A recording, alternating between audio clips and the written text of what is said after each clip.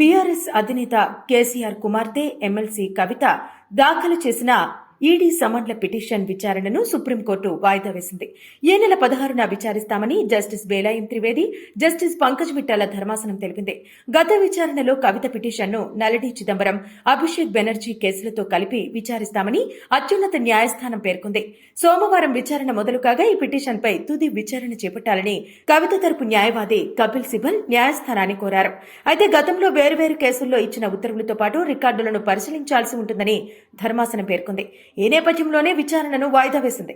Delhi liquor కేసుకు సంబంధించి MLC కవిత విచారణకు రావడం లేదంటూ ఈడీ తరపు న్యాయవాది సుప్రీంకోర్టుకు తెలిపారు. సమన్లు స్వీకరించడం లేదని చెప్పారు. దీనిపై కపిల్ సిబల్ కల్పించుకుంటూ ఈడీ సమన్లు చట్టవిరుద్ధమని అన్నారు.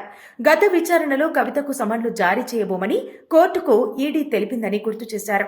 అయితే అది కేవలం ఒకసారికి మాత్రమేనని, ప్రతిసారికి కాదని ఈడీ న్యాయవాది బదులిచ్చారు. ఈ క్రమంలో అన్ని అంశాలను ఈ నెల 16న జరిగే విచారణలో వింటామని సుప్రీం ధర్మాసనం పేర్కొంది.